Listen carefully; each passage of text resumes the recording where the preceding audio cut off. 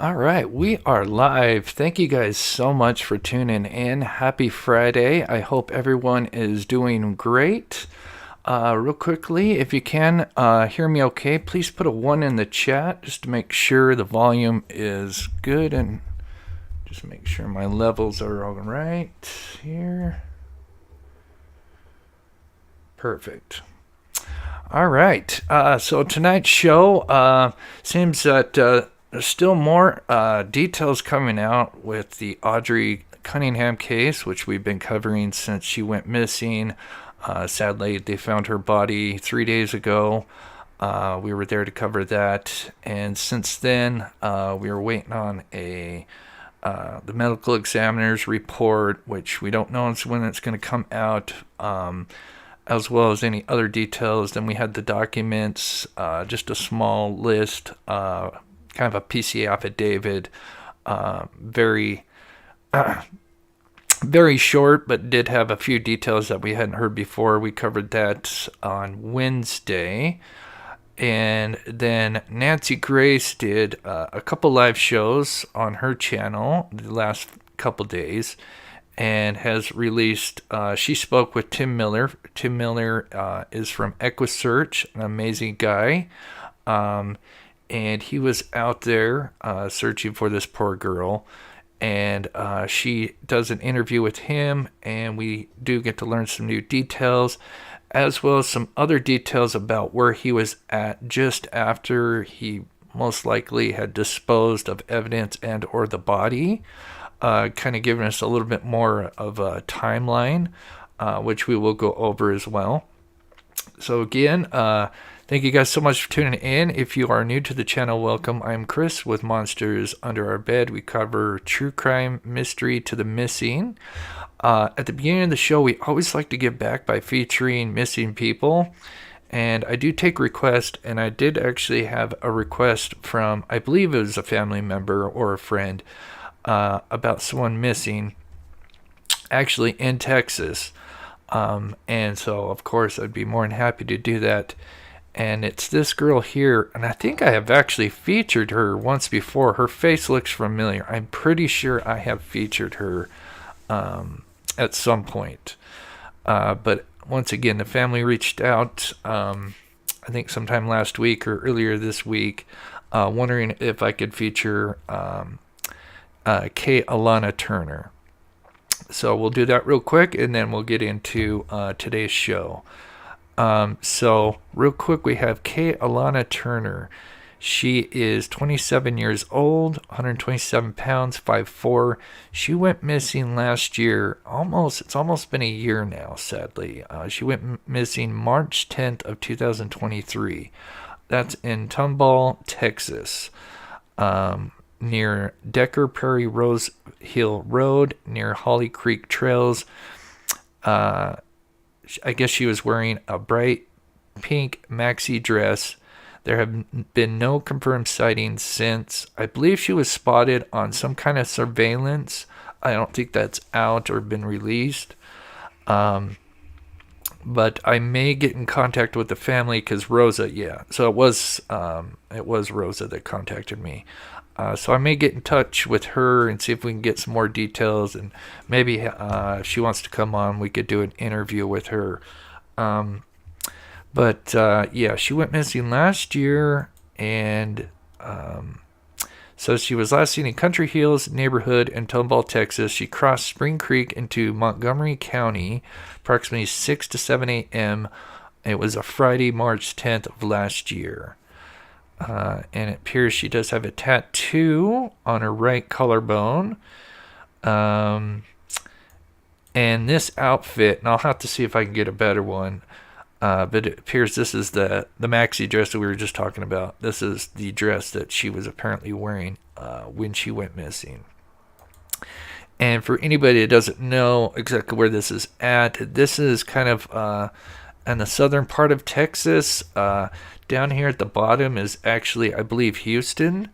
So she's just kind of northwest of that. This is just kind of approximate area here. This is Tomball here. And she actually didn't go missing too far from where Audrey's case is at. She's about little southwest. I'm not sure approximately the miles. I don't know if it's 50 or 80, but not too far from where Audrii Cunningham's case was. So I thought, I know since we've been covering this case, we've had a lot of locals or people in Texas. And so I thought this would be a great opportunity to feature Kay, Alana Turner, who went missing last year, not too far from the incident with Audrii Cunningham. So my prayers for the family, and hope they get answers and the safe return for their daughter.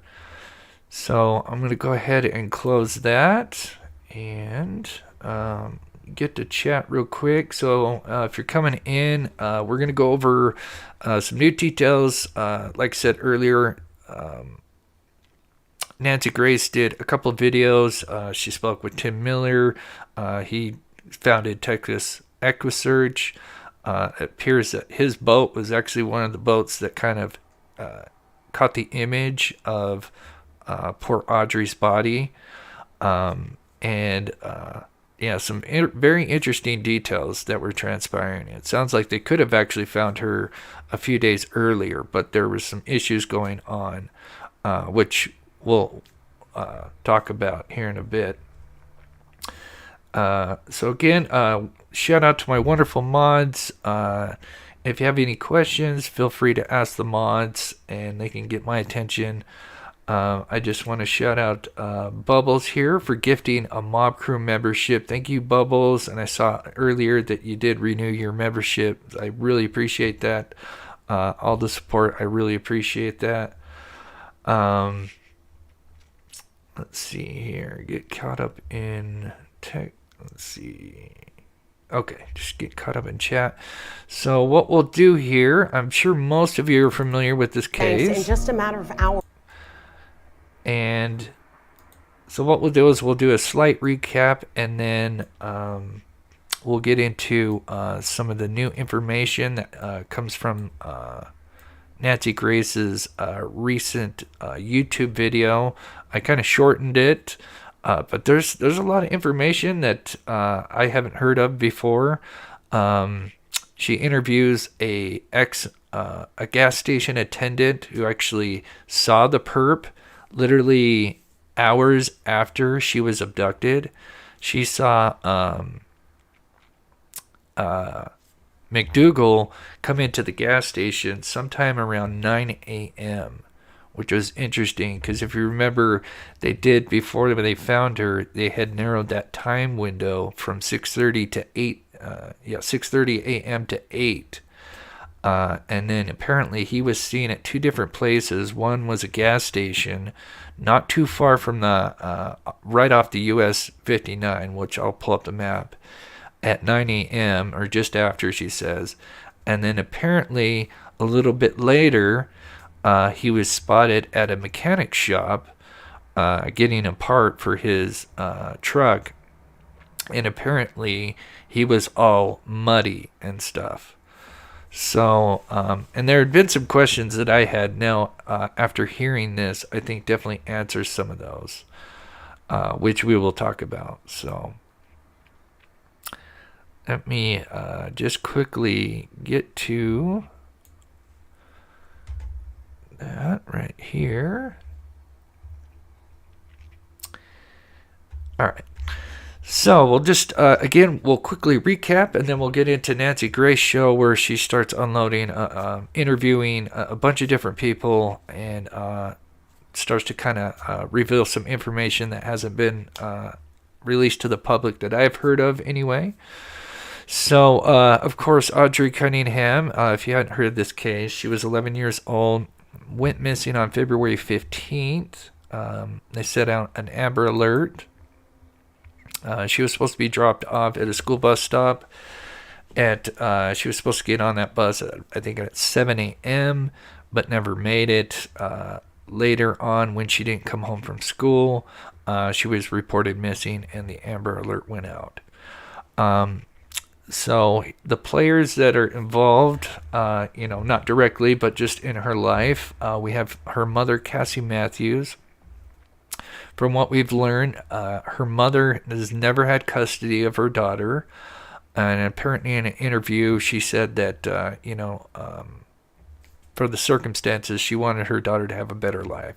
So she ended up living with her father, Joshua Cunningham. Josh is the father of Audrii. Audrii also lived not only with her father, but her grandmother, Tabitha, in Polk County, Texas, right near Livingston Lake, in the southeast area of it.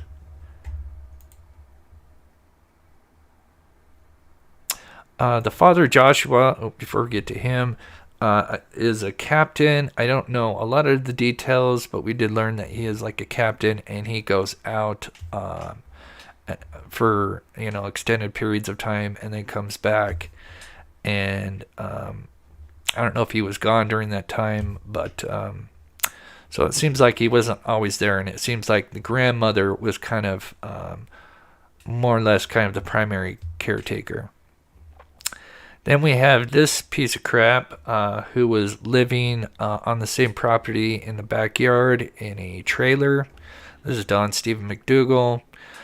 He was good friends with the father, and we actually kind of learn a little bit more between the relationship between the father and Mcdougal and how they could have met, which we'll get to a little later. But he is a convicted felon. He has just a list of charges stemming back decades. One of those that's brought up is enticing a child back in, I believe, 2008. And as a matter of fact, there was an interview. I don't know if there was an actual interview, but there was an article done by, I'll have to pull it up, one of the news stations, I believe.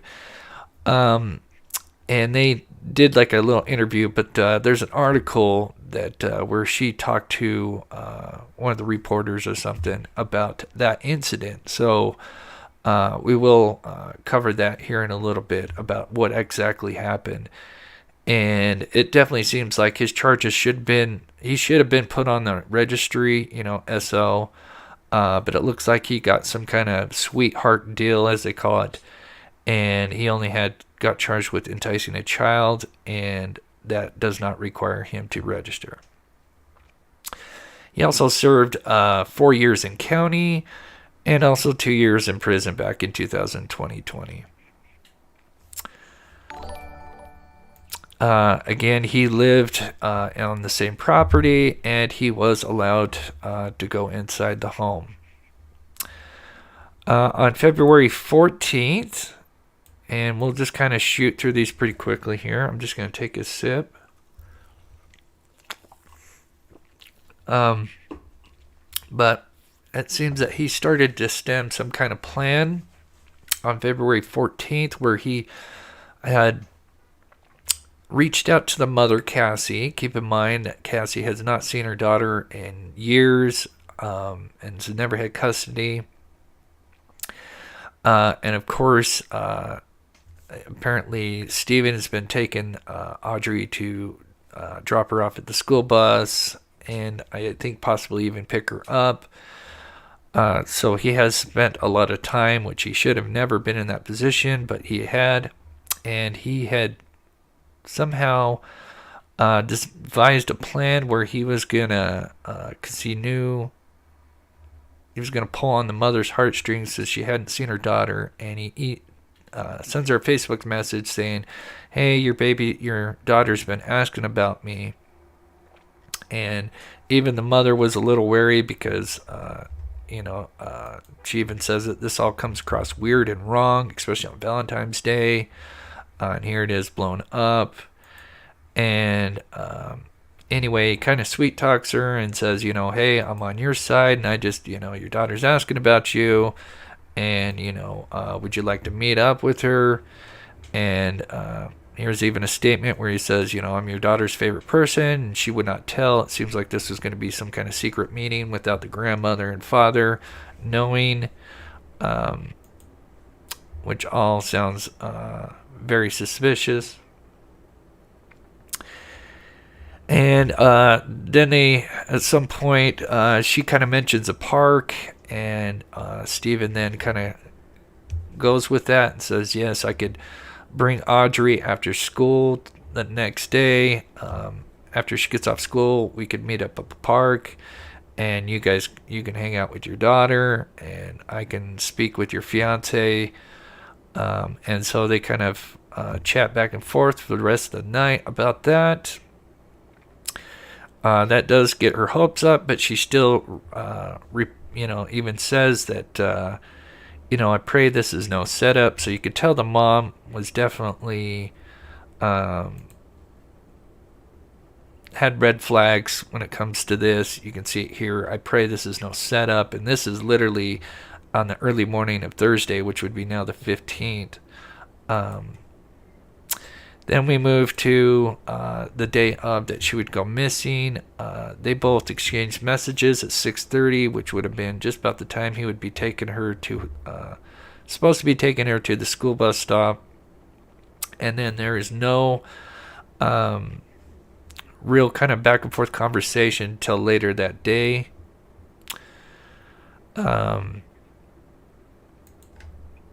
And so February 15th, Audrii's supposedly last seen sometime before 6:30.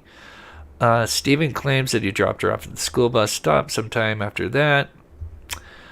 Law enforcement in a press conference claimed that she was probably abducted around 6:45.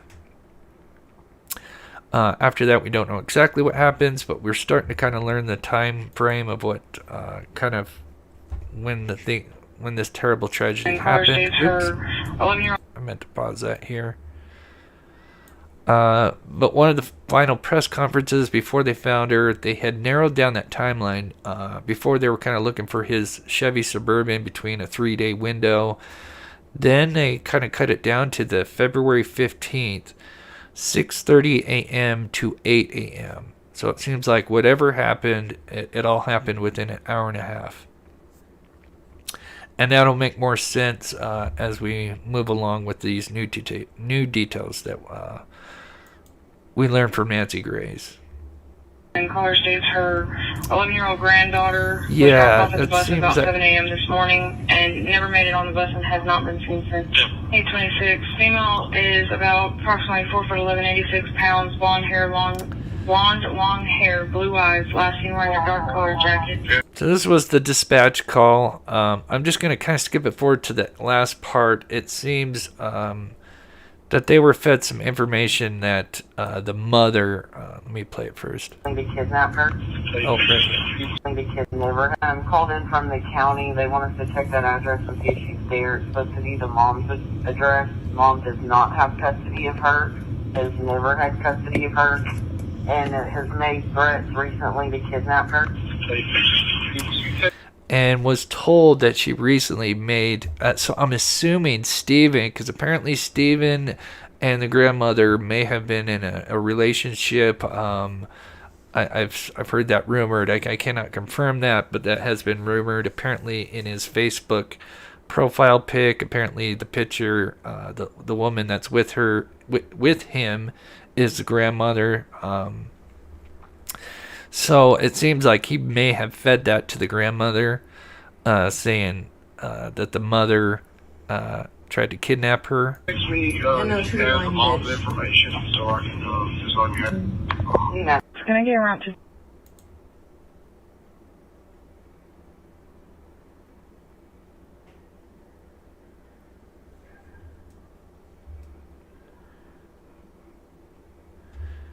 Is the volume too loud, Tiffany? Let me know. Maybe I'll turn it down just a little bit. Let me know how that is, Tiffany. Holy cow. We almost got 1,000 people in here. All right. Thank you guys so much. Wow. That jumped up. Last time it was like 200. So if you're just tuning in real quick, we are just recapping the story, the timeline, getting up to where they find her body. And then we have Nancy Grace, who did a show the last 2 days, and she had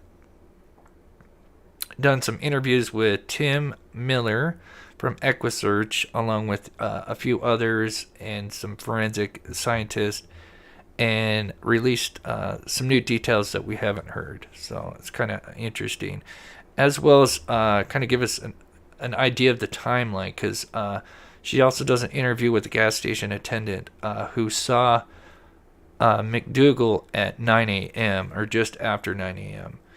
So we'll definitely play that as well. So the next day, February 16th, Mcdougal would be arrested on unrelated charges for aggravated assault with a deadly weapon, and he would become the main person of interest. These were kind of the areas that they were interested in. Oops, it's going a little fast here.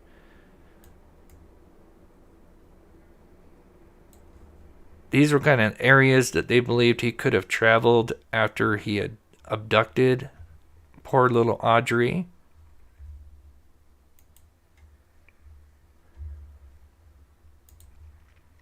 Thank you so much. That other man would drive Audrii to the bus stop each morning before school. No one at the family's home would speak with us tonight. Meanwhile, Cassie Matthews says she's devastated. You feel it's a roller coaster. You're broken. You're mad. You're lost. You're empty. And right now, I am empty.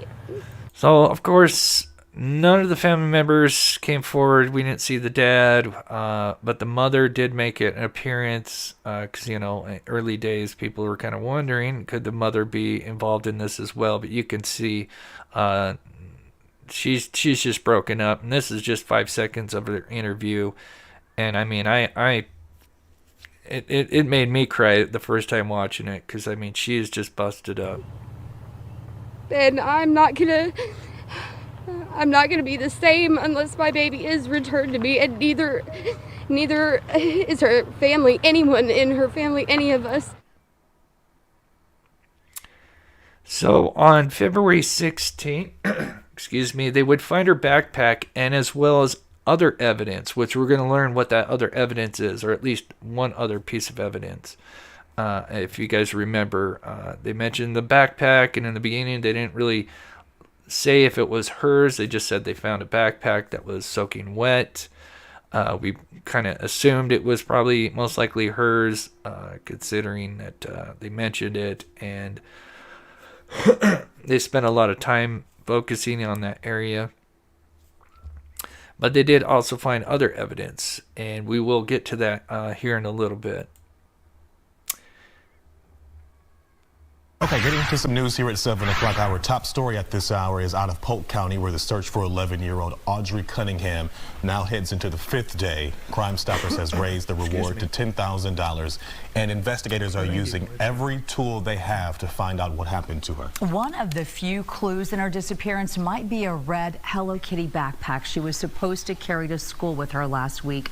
The sheriff believes a family friend who lives on the same property as Audrii in Livingston may have been the last to see her. Fox 26's Shelby Rose is live alongside the Trinity River, where law enforcement is already out this morning. Shelby.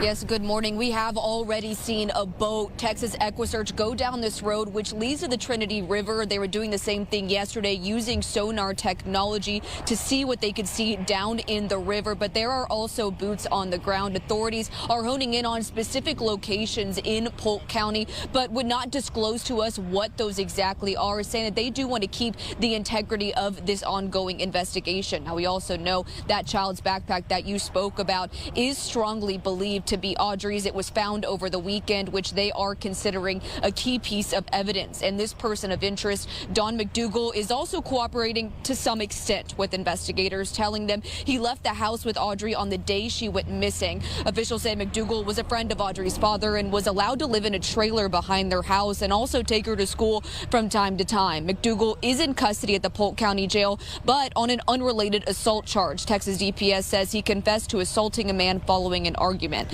And that assault happened in last year in August. And when those documents came out the other day, we went live Wednesday, and we went over them. And, you know, there's not much, but we did learn that he was actually pulled over 2 days prior to him abducting poor Audrii. And find out that he had this warrant out. And it seems like in a way, they kind of failed her. And I hate to say that towards law enforcement, but if they would have arrested him with that outstanding warrant that he had for this incident in August with assaulting a man, this would have never happened. And, you know, it sucks, hindsight, you know, being 2020, and the what ifs, you know, you could do it all day, but it's terrible now to know that could have been avoided. And while he does admit to being with Audrii the morning of her disappearance, the Polk County Sheriff says charges haven't been filed because they don't want to jump to conclusions. We want to make sure that we take all the evidence that we have collected. Yes, he may have been the last person with her, and yes, she is missing at this time. But we want to make for sure that whatever evidence that we collect and that we place on an affidavit today is going to be something that's going to hold up in the court later. Okay, wow, we almost have 1,000 people in here. Thank you guys so much. I'm just kind of recapping a little bit. We're going to get into the new stuff here in just a minute. Dorsey, hi Chris, I'm a long-time viewer, first-time commenter. I appreciate that. It infuriates me. The man should never have been around this girl. Her father and grandmother failed her. Yeah, I think a lot of people agree. I would just say, if we can, try not to throw too much shade, you know, or, you know, try to just be respectful on the words you use. I understand. Many feel that way. But, you know, we don't know all the details, obviously. But so I just try to be respectful in the way you phrase it. I think the way you did that is you know, respectfully phrased. And I think many would agree.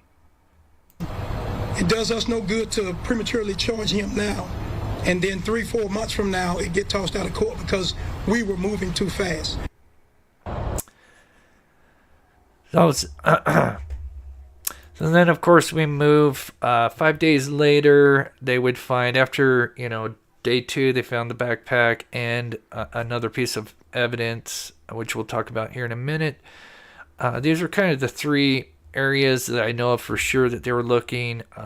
You know, Trinity River is kind of towards the mouth. Up here is where they found the backpack, and I believe the other piece of evidence. And then after that, they went west to Browder's Marina. I don't know if they found anything over there, but they did go over that way. But they were definitely focused on this Trinity River, which is a huge river.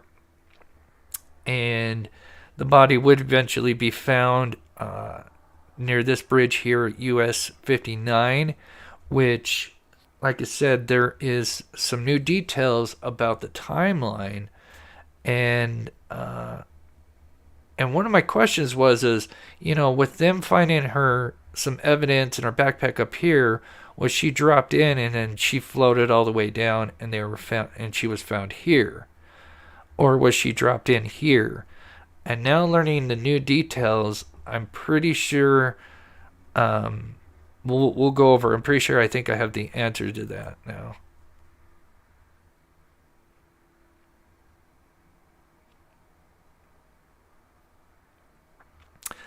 So here's the picture that was taken shortly after they found her body. We'll learn in this interview that we're going to listen to here in just a minute that I think they call them pylons, you know, for the bridge that go into the water.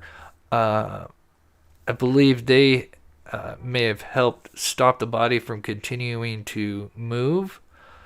And we'll talk more about that when we listen to Tim Miller speak about, because apparently one of his boats, or him using his sonar boat, he was the one that kind of had captured the body using sonar image. And so he'd be going down this lake, or the river, excuse me, and you would see, like, get an image what looked like a body. And then he'd go back over the same area, and then it would be gone. And then he'd go back, and then he would pick up an image, and then he came back, and it would be gone. And so there was something going on, which we'll talk about. Some of you, if you've probably seen the Nancy Grace show from yesterday, and you probably know what I'm talking about, but I don't want to jump ahead. But yeah, it's kind of sad, of course, the situation. Although, we learned that she was tied to a rock. That was the information that was released the other day. But what Tim Miller's going to say, and as well as others, is that But at this time, I sadly announce they believe that was a good thing, only because if she wasn't tied down to the rock, she may have traveled, because I guess this river is pretty fast. She could have traveled like 50 miles. And they're not too far away from the ocean. So, and I think this feeds into Trinity Bay or something like that, and then it feeds out into the ocean, I believe. So, I mean, that Audrey's body was I think they got very lucky.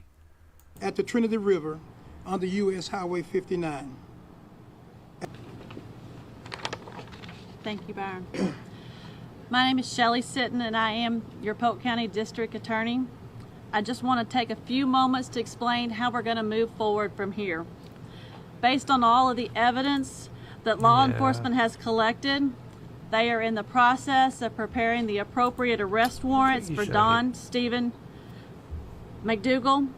At this time, we believe the appropriate arrest warrant is going to be for capital murder in the death of Audrii Cunningham.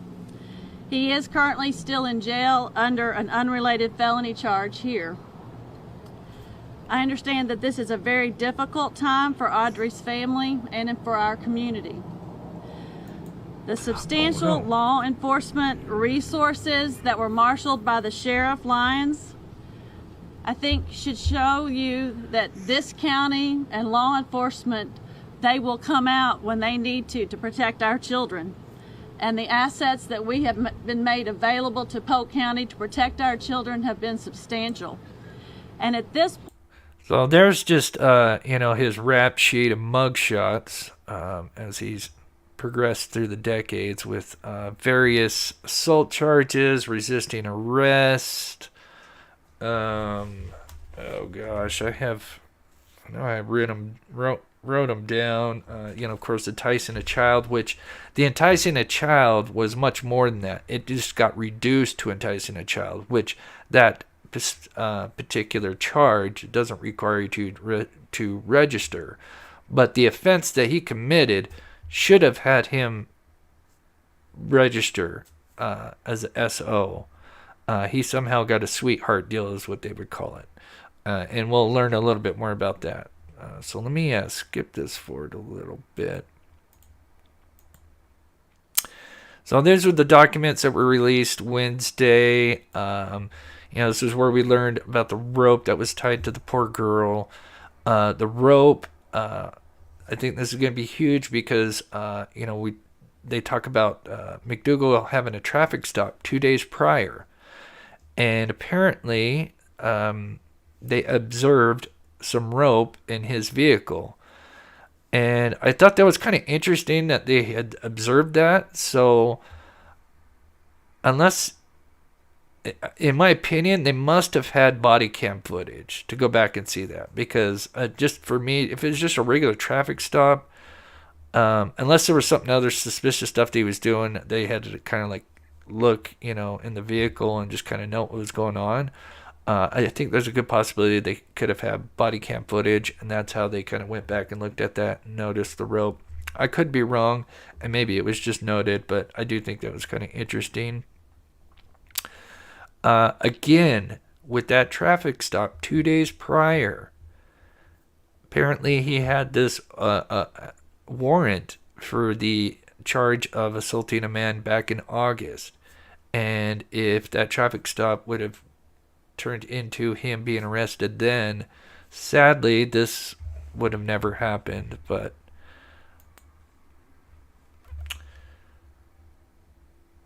unfortunately, that was not the case. And no worries to be sorry. I think the way you said it was respectful. I think I was just saying, a lot of people are not happy with the family, and I'm just asking people to try to, be respectful, and the way you worded it was just right, and I understand people's frustration with the family.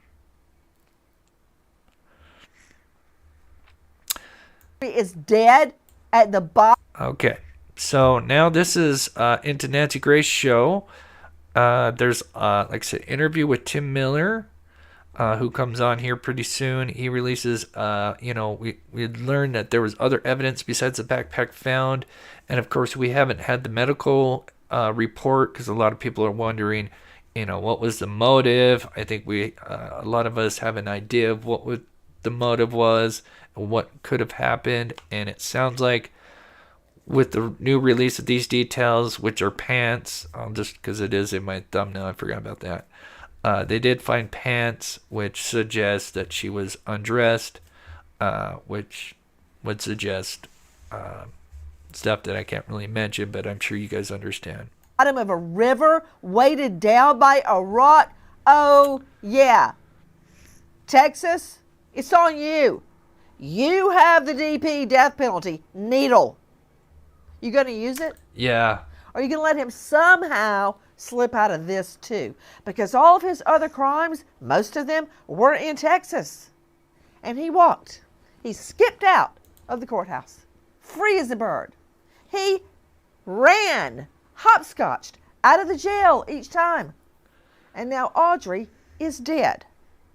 I'm Nancy Grace. This is Crime Stories. Thank you for being with us here at Crime Stories and on SiriusXM 111. Wow, what we have learned overnight by taking a long, hard look at a formal affidavit used as an arrest warrant. Wait till they perform those searches. But right now, joining me, in addition to an all-star panel to make sense of the evidence as we know it right now. And if you don't know what we're looking at, this is Lake Livingston here, and this is the dam, and this is the Trinity River that it flows into here. And this is, around this area is where they found the backpack, which was on February 16th. Now, this lady is a hero. The lady that... Okay, so the first interview is actually with the gas station attendant, which is very interesting because this gives us a timeline of where he was at a certain time and where, a time and location, and it's very interesting. And like I said, we'll let her explain it, and then we'll look at the map, and I kind of think I have an idea of what may have transpired in a kind of a nutshell, just my speculation on things. Debbie, I'm from Texas, and the Trinity River is a main river throughout the state. It is a big river and can run very fast in places. Interesting. Thank you, Debbie, for sharing that. I appreciate all the locals. They've been in the chat ever since covering this case and giving some very insight details. I really appreciate that. Thank you so much, Debbie. Yeah, they had to slow the river down. Called police when she spotted this Nazi Aryan brother sex perv who I believe murdered and I believe he weighted her body down with a rock and threw her body in the river. Joining me right now is Leslie Gaskins. She is an Exxon employee, and she's the one that called 911 and landed his rear end behind bars. Of course, then he started lying and lying and lying, but despite his lies, police managed to find Audrey's body. Leslie Gaskins, thank you for being with us. Thank you for having me. Ms. Gaskins. I'm very excited. Yes, ma'am. Tell me what happened when you see the defendant covered in all his tattoos. I don't know if you could see his swastika or not, but tell me what happened when he came into your Exxon. So, and we'll look at this as the interview goes on. We'll look at where that Exxon is. I'm 90% sure the one that they're talking about, because it's right off US 59. And he also, I don't want to get too ahead of myself, but I think this plays a very important role on what he did and what he may have had in his vehicle when this was going on, which is really disturbing. I just wanted to say,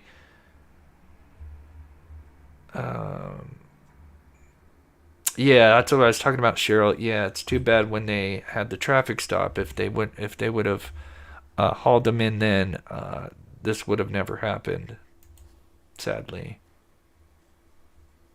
Say it was just a few dollars and change for gas. It could have been a couple of beers. I'm not real sure because I didn't know that he was significant. But he was so ugly. I keep saying that. He's just so ugly and so creepy looking that you just don't forget his face. Yeah, there's no way. And it just, I don't know, his face just stuck with me. And then the next day when I saw his mugshot and they said to call if you had seen him, I called right then. Yeah. Didn't even hesitate. What, when he came into your Exxon, are you saying that it was either for gas or beer? Yeah, it was, yes. And I'm Yes, curious, ma'am. hold on, let me get my writing pen. What time of the day did he come in? It was after 9 o'clock. 9 a.m. I believe. I'm not real sure. February 9 15th. a.m., 9 p.m. A.M. I worked the day shift that day. So just to show you, this is where the Exxon is. Okay, so she went missing up here. And then this is where the backpack was found and possibly the pants. I'm not sure. They just say at the shore of the river. When they said they found the backpack, they found other evidence. So I'm going on a limb and assuming that might have been with the pants. I could be wrong, and the pants could have been found further down the Trinity River. I don't know 100% on that. No, the backpack was found up there because they mentioned that. But yeah, here is the Exxon. And if you notice, this is US 59. And we can look at the map later on. And if you go down south, you'll see the river's here. As a matter of fact, this will actually pan up here in a minute. You'll notice that the body was found. Was this on February 15, the day Audrey went Yes, missing? ma'am. Yes, ma'am. Yes, ma'am. I worked the day shift that day. What time do you go in? I go in at 5:15 in the morning. You're there first thing in the morning. Now, February 15, I believe, was a Thursday, correct? Yes, ma'am. So you're there at 5 a.m., 5:15.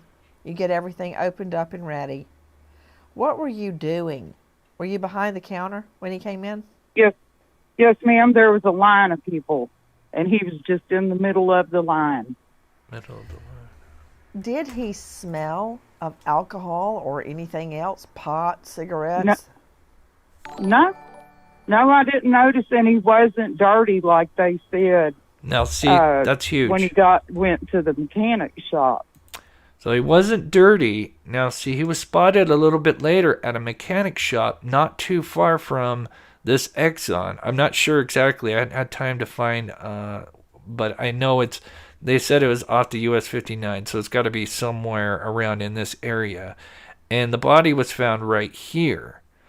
So I wonder if it's possible he may have had her body, because remember, they found their backpack and pants and maybe who knows what other evidence over here, which means he may have dumped those to make it seem like her body would have been somewhere there, and then decided maybe he needed to get gas, went to the Exxon, and then drove, and then went to this bridge here, and then dumped her body there. And then came back because when he goes to the mechanic shop, he is all muddy, and she says that he was clean. So, just a theory. We don't know if that's fact, but that's definitely possible. Yeah. He wasn't dirty and all that either. So this is 9 a.m. I'm trying to place that time in the line of events that we have so far.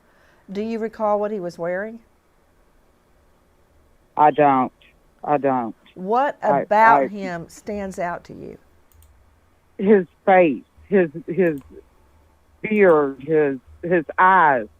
He has like a crazy eye. Yeah, does one look one way and one look the other way? It kind of does, yes, ma'am. I've tried to figure that out because in some pictures, they look like they're both looking at you, and in others, one looks like it's looking off. Yes, yes. And I think he's was kind of a regular here. I think I've seen him in here before. So this definitely, obviously, we know that phone and video were a huge factor in, putting together a timeline and being able to capture this guy, which will be used against him, which is amazing. The more the merrier. Get this guy, what he deserves. Of course, this place would have, surveillance cameras. So the fact that she called 911 after seeing him, so I'm sure they got the, surveillance, and then probably anywhere down this US 59 as well, knowing that he had traveled down there at that time, just hours after she was abducted. So, to piece together, his movements is huge. So huge shout out to her. And real quickly, Carmelita, I hope I'm pronouncing that right. Dorsey, thank you so much for becoming a member and supporting the show. I really appreciate that. Thank you so much. I see a lot of Nancy Grace lovers. I love Nancy Grace. I was a huge fan of her. I was introduced to her, like I'm sure a lot of people, during the Casey Anthony case. I mean, the passion in this lady is amazing. And of course, if you know her backstory, she is a victim herself because of what happened to her husband, I believe. Absolutely horrible. Now, I know that she did get a little bit backlash, of kind of what she did out in Idaho, where there was a picture of her sitting at a table, looked like a Girl Scout thing, and I know that rubbed a lot of people the wrong way. But I love Nancy's demeanor. I just love her ferocity. I mean, she is... What's your Because recollection? I remember his eyes. And I love it. He's just... The eyes, yeah. The first time I saw his eyes, they're very light blue, and they're piercing, and there's just something off. Now, could you see all of his tattoos? No, ma'am. I don't think I could. I think I could see a little bit around his neck. I think he had a T-shirt on. He didn't have a tank top. Did you by chance see his hands? Yes, but I really didn't pay that much attention. Darn. I'm wondering if there were any scratches on his body, on his neck, his chest, his arms, his hands. Did he have on a long sleeve shirt? No, I don't think so. Did he say anything to your recollection? Just whatever he was getting, it's 433 in gas keeps sticking in my head. Okay, so 433 in gas. At that time, you noticed him and you remembered him because of his eyes and his tattoos. And what happened next? He leaves. You don't think any more about it until when? Till I saw him on Facebook the next morning. What did you see? His mugshot, saying if you'd seen him, he was the last seen with Audrey. If you had seen him, please call. And so I did. Would it concern you if he gets out on bond, if he's walking free? Yes. Why? Yes, definitely. Yes, because he's dangerous. He's crazy. And he you're a doesn't witness. need to be out. Did you ever meet or see Audrey or her father or mother or grandparents? I know my daughter is friends with Audrey's mother. And we've known Audrey when she was smaller, but not seen her here recently. Why wasn't the mother living with her? I have no idea. Because it sounds like to me, she was in a worse situation than if she would have been with her mother. You know? Does the mother live in town there? She lives in Livingston, I believe. Okay, with a population of a little over 5,000 people, how far away could it be? Yeah. Did you know her dad? No, I do not know him. Do you know how the dad knows the perpetrator? Friends. If you look on his Facebook, they have. He's been tagged in posts of the dads for years. It looks like. You are hearing the voice of Leslie Gaskins. I wonder if this is Tony. I don't know if you guys, some of you, I'm sure there's many of you here that may be new to the channel, and welcome. Thank you guys so much for taking the time. And again, if you could, hey, please hit that like button. But I wonder, because Texas EquiSearch is out there helping him. For those that, like I said, are new to my channel, you know, we do cover true crime, but we do actually go out. Right now it's wintertime, but I've worked on a couple cases, Dylan Round's case, Aiden Clune, Amber Crum, and a few others. With Dylan Round's case, I actually had the pleasure to work with EquiSearch for, I think it was 4 day. I think it was a 3 or 4 day adventure, or search and rescue for Dylan Rounds. But Tony, who definitely shows up in the chat quite often, he's from EquiSearch. It does kind of look like him. Anyway, the reason why I mention that is because he's an amazing drone operator, and he taught me so many things that I'll never forget. And I just thought it was kind of interesting. Employee who saw I don't know the if that's him, but it does kind of look like him. On the morning that Audrey goes missing, and called police. Miss Gaskins, thank you. I hope you are prepared to testify. Yes, ma'am. Absolutely. I will do my part. He shouldn't have never been out anyway. Not with his rap sheet. He should have never been out. Miss Gaskins, thank you so much. Joining us now, an all-star panel to make sense of what we know right now, but overnight, this is what we learn. Listen.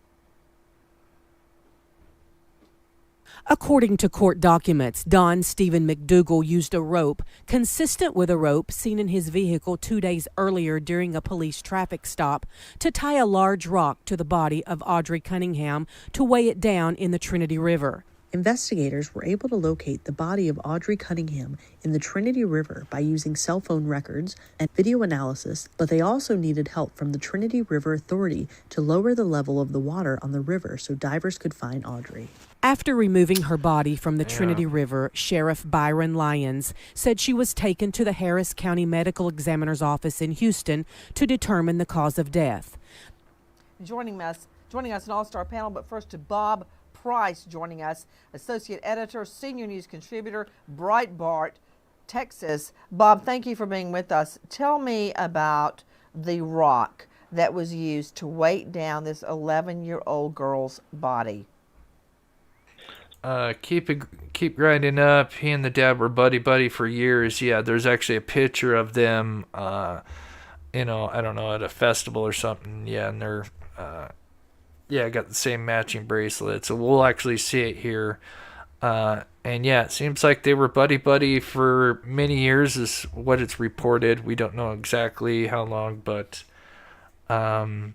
it's so Nancy, I had suspected that he had used some kind of a weight or device to tie her down. I asked Sheriff Lyons about that during the press conference on Tuesday when they announced that they had found her body, and at that time he did not want to disclose the information as to what he had used to weigh her down, but he did not deny that she had been held underwater by some type of apparatus and stuff. So now we know that there was a rope used, a rope that was seen in his vehicle 2 days before during a traffic stop, which again reemphasizes that the avoidability of this tragedy, had there been an arrest warrant for Mr. Mcdougal on an aggravated assault where he stabbed an individual back in August and was identified by the victim as the attacker in this assault, there would have been a warrant for him during that traffic stop, and he would have been in jail 2 days before her death.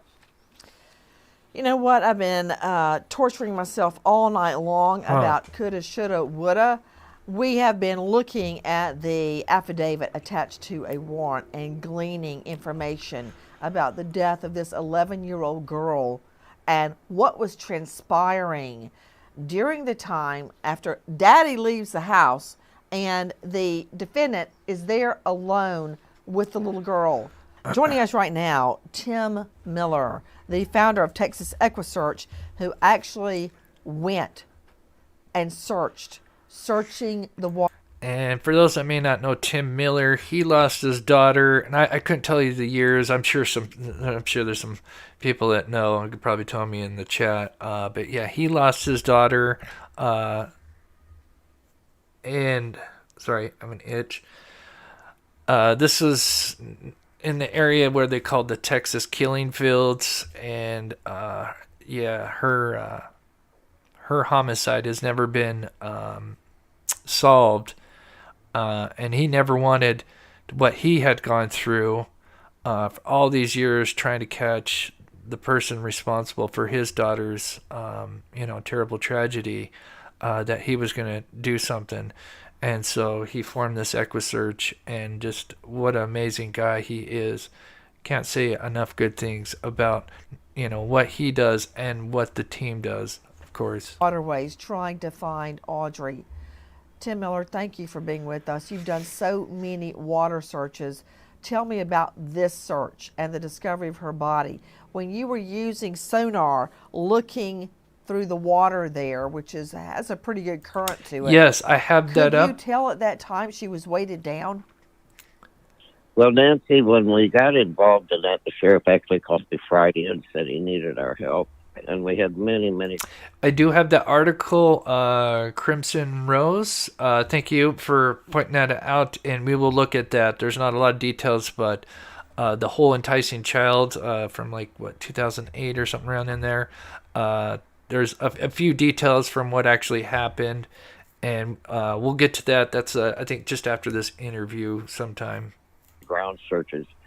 Saturday, we found something right along the shoreline, which ended up as being evidence. So where that was found, I decided I need to start. Okay, wait. Are you talking about the Hello Kitty backpack? No, something else, not the backpack. What? We found something right at the edge of the river. I don't want to disclose that now. Was it a shoe? Was it clothing? It was clothing. So I decided I wanted to start. Was it a girl's clothing? Yes, ma'am. And it definitely is evidence. It 100% is. So it's pants. She'll eventually, she kind of goes through them, and then she mentions pants, and of course, then he Tim says, yeah. I mean, hold on just a second. Joining me, Director of Victim Services there in Texas. Joining me out of Houston, Andy Kahn, longtime colleague. Andy, the girl's clothing, why would she not have clothing on? Why would her clothing be separate from her body? So I had to edit a lot of this interview, not a lot, but a portion of this interview, because they really talk about some very sensitive stuff. But obviously, with her missing her pants, I think we can all understand what that would suggest as a motive of what he may have done to her, or most likely had done to her before taking her life. I mean, this guy needs to be on death row. It's not the first time, Andy. What in the hay is going on in Texas? This guy had offense after offense after offense. And now I'm hearing from Tim Miller, article of clothing found at the edge of the river. And we were trying to protect her identity. Yes. Another 10-year-old girl, very similar to Audrii. Correct. Very similar. And now this. I mean, you know what, Andy Kahn? My dad, God rest your soul, Daddy, would have killed this guy if he had tried to get in bed with me or my sister or brother. I don't understand why he got a cheap plea deal. And on the cheap plea deal, Andy Kahn, he didn't even say, I'm guilty. They let him plead nolo contendere. He wouldn't even admit what he did. I mean, talk about a sweet deal. Texas justice, rear end. And they cut it. Yep, unfortunately, That's great. as you well I don't know, want the child dead so she could have a law named after her. I want her alive. I can't have what I want. Now the only thing I can get is a death penalty. That's the only thing we can work toward now. But that said, you can tell me about your legislation later. And don't worry, I respect what you're doing. I value what you're doing. I want you. Just want to pause this. Myron, I also have a friend that went missing. His name is Sean Antill, was 24. He went missing December 23rd, 2017. Cadiz, in Ohio. I'm sorry if I butchered that. The case can be Googled. I wrote that down, Myron, and I would be happy to feature Sean in the next upcoming live show. Be more than happy to. You to do it, but I guarantee you, if you leave one little crack in that legislation, some defense attorney is going to find a way around it so it won't apply to their client. Think about that. Tim Miller, can I get back to the search? Yeah. You just got me so upset. Sorry to pause it. Yeah. So I cut all that stuff out. So if anybody has heard this interview, I cut out all the really graphic stuff. So yeah, because she does get into it, but that's all cut out. So no worries, Lucky Phil. We're just gonna kind of focus on the evidence and just the general stuff. Thinking about her being separated from her clothes. Now, I don't know what piece of clothing it is. It could have been a shirt. It could have been her pants. It could have been her underwear. If you could email it to me, Crimson. Definitely evidence. That makes me think it could have been her underwear. Well, it was definitely clothing, and it's definitely hers. So I decided to start doing side. Was it her pants? Yeah. Why does an 11-year-old girl not have her pants on? Okay, back to the search. Guys, when we're talking about sonar, think about, you've seen, if you haven't gone fishing yourself, you've seen it on the fishing channel. You can't miss that. It's 24/7, 365. People are fishing. It looks like a blurry iPad screen. They even have them you can hold in your hand the size of a cell phone. And it looks gray, but then you can see black spots. Some are a lot more sophisticated, but those spots are objects in the water. Now, Tim Miller has state of the art. Okay, tell me what happened, Tim. Well, I started sonar in that area, and of course the river was high, the current was strong, and it's like, oh my God, is she going to wash away or what? Sunday, I got what I thought was... What did you see that made you know it was Audrii? Well, on Sunday when I sonar, I didn't know if it was Audrii. The conditions were the worst you could ever imagine with sonar. So I went back to the same exact spot, and the image I got, I couldn't get it again. So this is very interesting. It's absolutely terrible, the situation, but it's interesting because what he's going to describe is here is he'd pick up an image, would look like a body, and then he would come back around and scan that same area, and there would be nothing there. And so he wasn't sure if he was just kind of picking up, some random stuff. And anyway, we'll learn here in just a minute why that was. And they may have found her maybe at least a day sooner if it wasn't for what was going on, which we'll explain here in just a minute. Excuse me. Lindsay Hendricks, first time tuning in here. I'm a native Texan, so thank you for covering this. I'm fed up with Texas legislature. Claims to be pro-children family, but prefer political theater over legislating. Thank you so much, Lindsay. I appreciate you tuning in. It's awesome to have locals out here. I may here in a minute just show, because like I said, if you are new to this channel, we do more and cover true crime. We do actually go out and help. Right now it's just winter time, but as soon as spring comes, we do go out. And I explained earlier, I've had the honor of working with Texas EquiSearch, and maybe I will get to work with them again. And we're kind of building our own team to kind of do the same thing on a small scale until we can build it bigger. But that's what we do. But anyway, a great way to support this channel, is hitting that thumbs up, gifting memberships, donations, not required, but it does definitely help this channel. And we do have PayPal and Venmo, but again, I do just appreciate everyone taking the time to watch this show. And we'll keep going, and we're going to explain why he was getting go over the body, and he would see something, and then again he wouldn't see it. I literally went through that area more than 80 times. 80 times. And then I got another image, and I said, oh my God. I said I could make out legs and now arms. hold on, Tim Miller. You know we don't say OMG on CES Crime Stories, but go ahead. What did it look like, Tim Miller? How could you tell that it was a child versus something else? No, I could make out the body. So I went, but it wasn't as clear because of the currents, because of where it was. It was difficult at best, so that I kept sonar and sonar. So, and I'll explain this graphic as it goes on, but this is kind of the situation she was. It was actually, the rock was at the bottom, there was rope, and then the rope was tied to her body. So, because, a body, when it's deceased, first dies, it may go to the bottom for a bit, but then as the body starts to decompose, the gases fill up.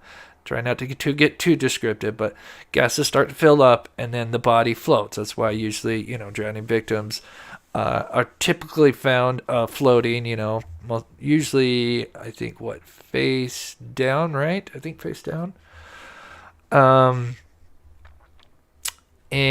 no, this was her situation, and we'll explain it here. Which, I mean, it's terrible, but it explains what's going on. And then Monday I sonared again. Tim, what went through your mind when you spotted that?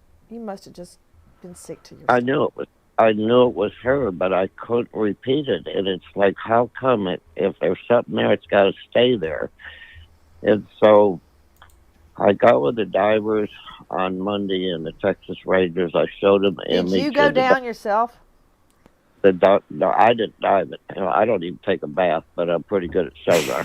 But let me ask you a question. So you guys are diving. He's such a hard worker. I've seen some documentaries or just stuff that he's worked on, and he is just a workaholic, because that's all he can do. And he's just an amazing person. And at his age, he's still just running.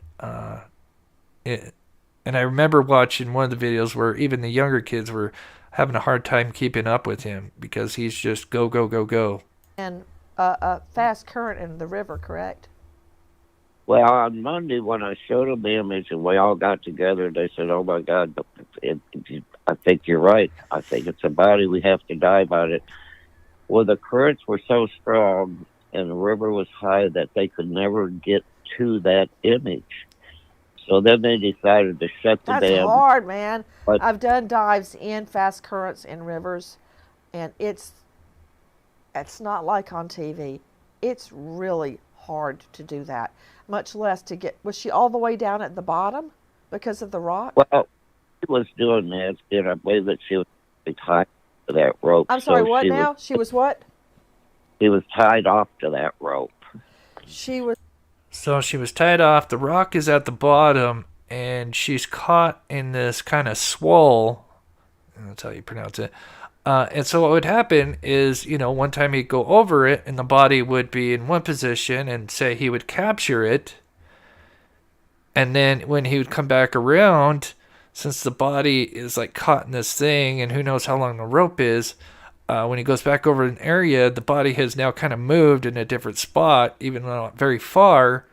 When he goes back to, look at that same spot, it's not there. He doesn't pick anything up. And of course, they didn't know what was going on at the time. The other end of the rope was a rock? Yeah, and so then her body. Or was the rock on her body and tied to her body? Oh. No, it's on the rope. Okay, question. So Go ahead. the body, Audrey's body was not on the bottom of the river, on the riverbed. The rock was on the riverbed, and she was in the water? She was in the water. And so she was just swirling and swirling in there, and that's why I could never pick that same image up at the same exact spot. But I'm going to tell you the best thing he did, Nancy. The best thing he did was tie her off and weight her down. Because if he wouldn't have done that, and she would have floated, that current going 4 miles an hour, in 24 hours, she would have been 96 miles away. Just like Natalie Holloway.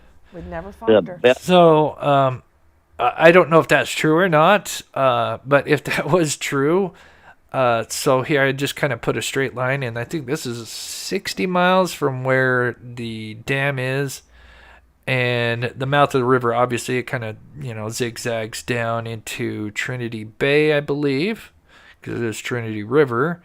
And then just south of that is the ocean. So, and like I said, that's just 60 miles. So if they believe that's possible, then yeah, what they're saying, not to give credit to the POS, but to be able to recover her body, they're very glad that that at least she was tied down, so they were, her body wasn't lost forever. As if it continued down and it wasn't found, obviously, animals in the river would have started devouring and getting rid of the evidence and body. Did for the search efforts was to go ahead and weight her down.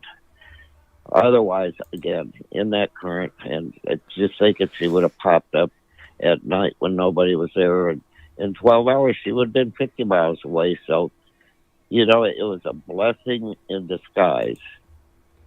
So, when I got that image again, they dove on Monday. They could not even get to it because of the currents. They decided to shut the dam, let the water go down, and the next day when divers got in there, they found her.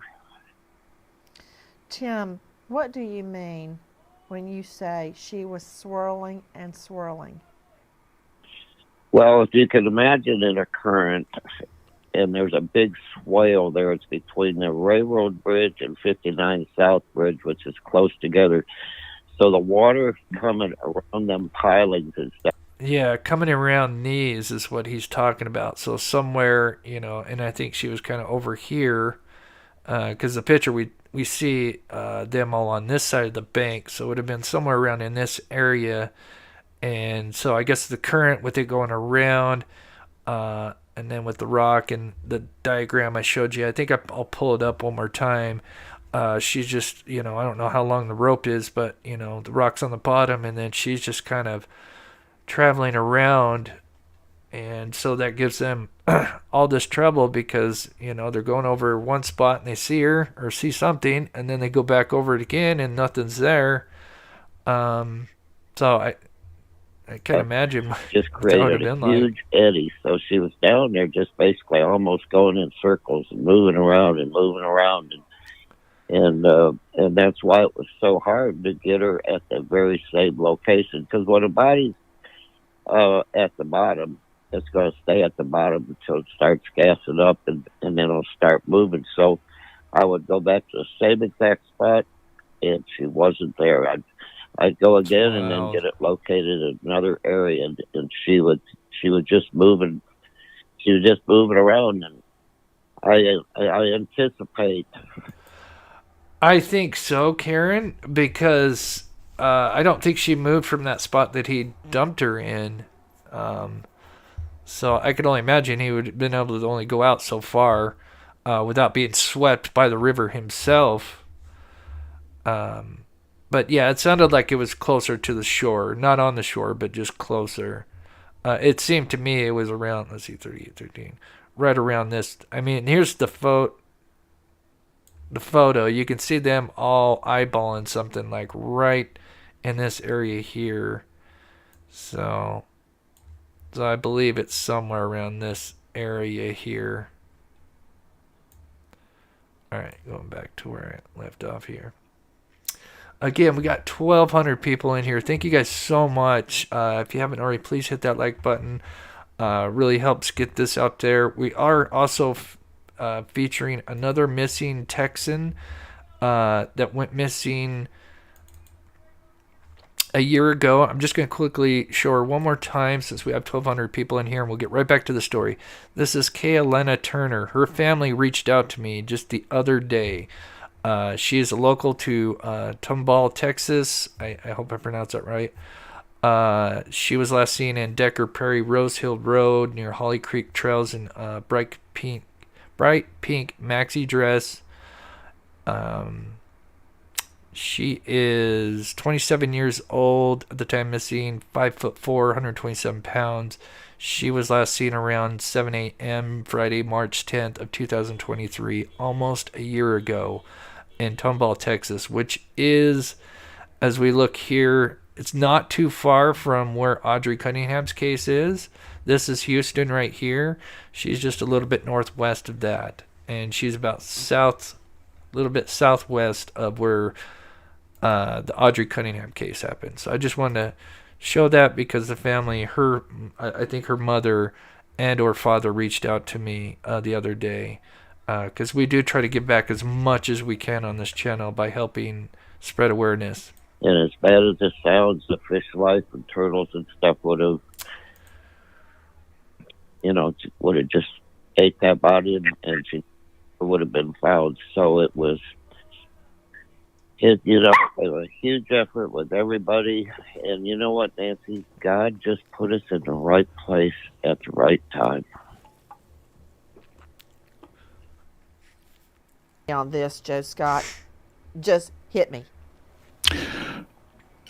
First off, I hope that the knots were not untied at the scene. Ooh, I hope yes. I hope that the rock was not disengaged, because when we work cases and they arrive at the morgue, we want. This is Joseph Scott, big forensic guy. He's been seen on just about every. I mean, he's very popular. Do interviews with News Nation. Talks about the Idaho 4 case. I think even the Richard Delphi case. We've seen him a lot of networks reach out when it comes to true crime and ask about forensics. He's kind of an forensic expert. Want all of the elements present so that we can fully appreciate, how, for instance, with her, how was she secured? You think about the forensics of knot tying. Plus, Joe Scott, what about potential DNA on the inside of those knots? Yeah, and that's quite interesting, awesome. Depending upon how long she had been in there, and not so much she, but those knots. Were there any protected spaces in there? Right now, my gut would say no, but Nancy, there's a saving grace here, and Tim had brought this up, and this is the beauty of this. You used the term savage. That was kind. That article of clothing that was left on the shore there, if it was relatively intact and it was not super saturated with water, there might be a chance that you can find some foreign DNA on there, and that may originate. Joe Scott, really? Okay, I'm going to pause this real quick. I think I saw a picture, and I think I have it, of them taking a picture of something, because I wasn't sure if the pants were found near where her body was or where the backpack was. Oh, do I have it in this one? Oh, there it is. I just looked at it. Is this it?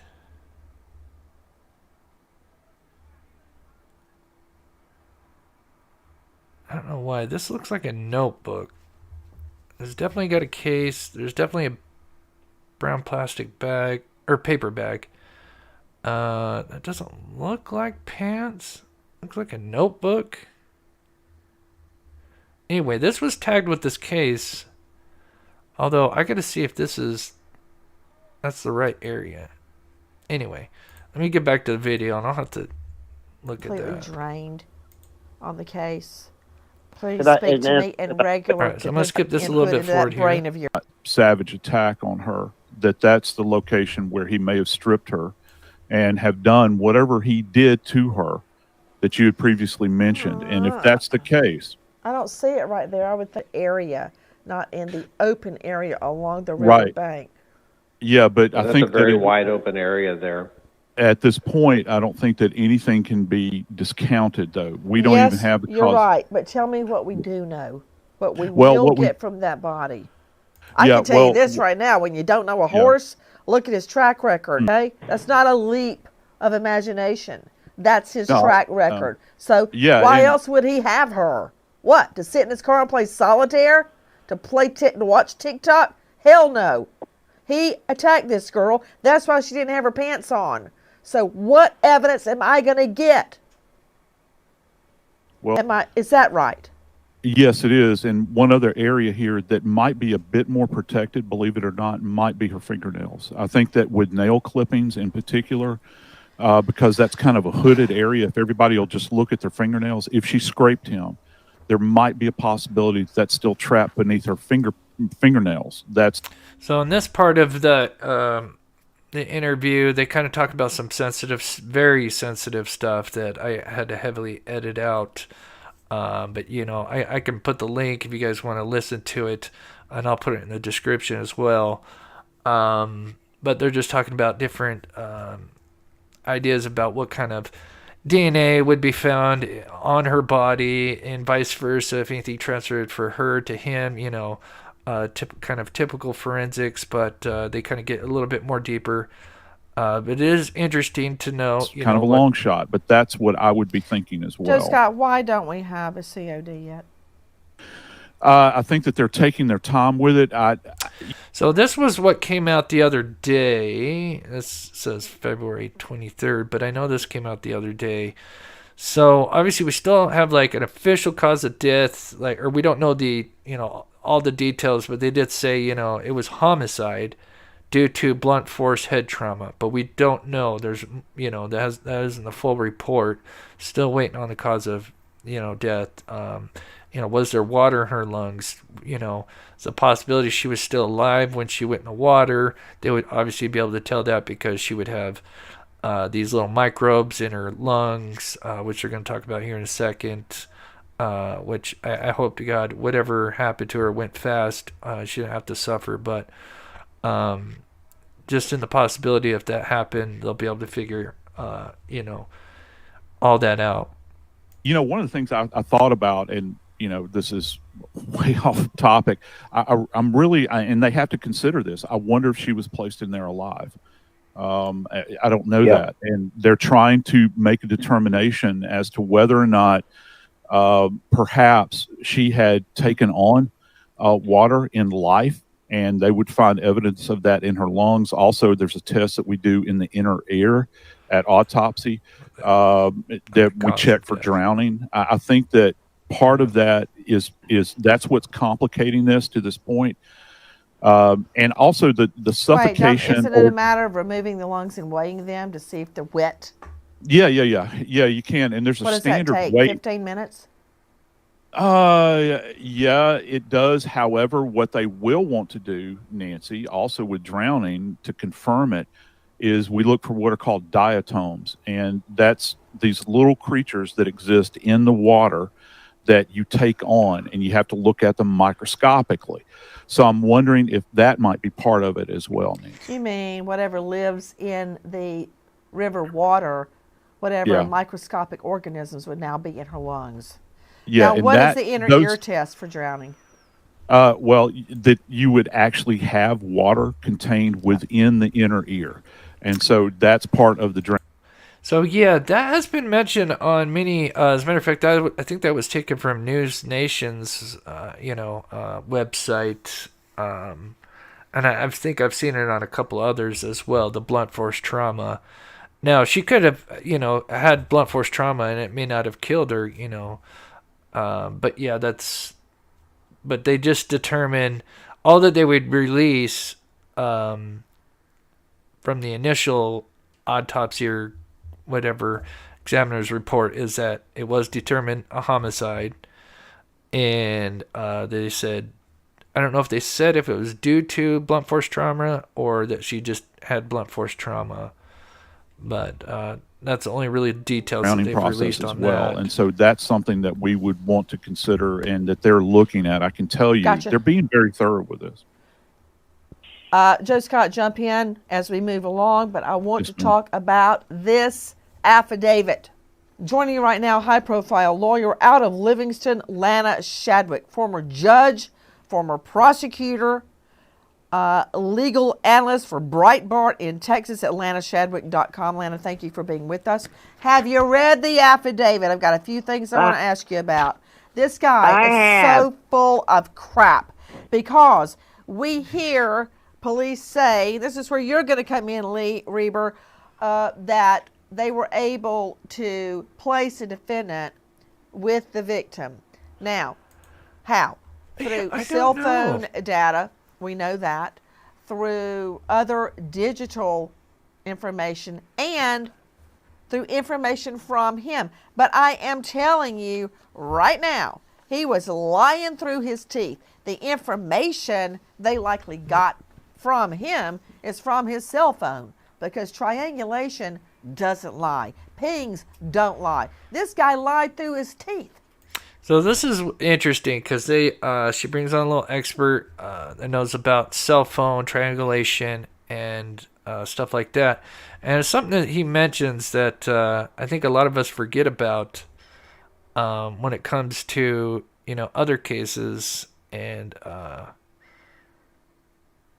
just let them talk about it here. Well, they've got him now. I mean, he's at the bridge with cell phone data, the pings. I mean, you can lie all you want to, but unfortunately, unfortunately, he tied her to a rock. Mcdougal lied about his whereabouts and activities. He flat out lied. Hey, they got him. And another thing, take a listen to our friend at Crime Online, Rachel Bonilla. According to KTRK, Don Steven Mcdougal was seen at a Livingston mechanic shop near Highway 59 the day Audrey went missing. Workers at the shop said Mcdougal was filthy, covered in dirt, and acting suspicious. He was there trying to get a part for his blue Chevy Suburban. So this is huge when it comes back to the timeline. I'm just going to pull this up real quick because I think this could show... Because remember, he was at the gas station at 9. So let me pull this up. Now, I don't know exactly. They just said it's off US 59. So I'm assuming it's, somewhere in this area. Now, her body... Let me do this. I think this and this. So he was seen... her body's found here. He's seen at 9 a.m., just after 9 a.m. at the Exxon. Remember, they had that time window of 6:30 to 8 a.m., something like that they believe is when stuff went down. But it appears that he could have gone to this Exxon. She says that he did not appear dirty at all. And then I don't know if they've released the time. I don't think they mention it in this interview. They just note that sometime a little bit later after the Exxon incident at after 9 a.m., sometime after that, maybe an hour or so later, he goes to a mechanical shop, and it's somewhere off this US 59, and he is all muddy. So it makes me wonder, is it possible she was still alive, or possibly he had her body and had to go fill up and then went back and then went down and disposed her body. And obviously you'd probably have to get in the river to really get it out there so it's not just close to the shore. And then got back in his vehicle, then drove back up this US 59, and then went to the mechanic shop, and then they witnessed him all muddy. Just parts of speculation. Let me know what you think in the chat, but kind of interesting. So we know that he was completely filthy at a mechanic's shop. What about that, Lana? Filthy with what? Because he had been down there at the riverbank getting rid of a body? Well, absolutely. That's evidence of where he was beyond, having cell phone pings and video footage. Now they've got him covered in lake river mud. And so saying he's filthy. So the guy's so smart he doesn't even bother to clean up anything before he goes out to get a part for his car. Yes. Great mention, Chris David. Yeah, I think they mentioned this as well. And I think we might have mentioned this once. So apparently right after this, later that day, he would actually go around the neighborhood as soon as, I guess, the family members found out that she didn't come home from school. The neighbors recall Mcdougal actually going house to house in the neighborhood, keeping up appearances, asking if they had seen poor little Audrii. But then apparently later that day, he was starting to sell a bunch of stuff, or putting stuff up for sale. So yeah, it appears that he was going on the run. And yeah, I didn't even think about that. Yeah, he was fixing up his car. Fixing his Suburban so he could run away. I'm very curious about what we know regarding that video footage and the cell phone pings. Bob Price joining me, associate editor, senior news contributor, Breitbart, Texas. Bob, do you know that the pings absolutely place him on that bridge?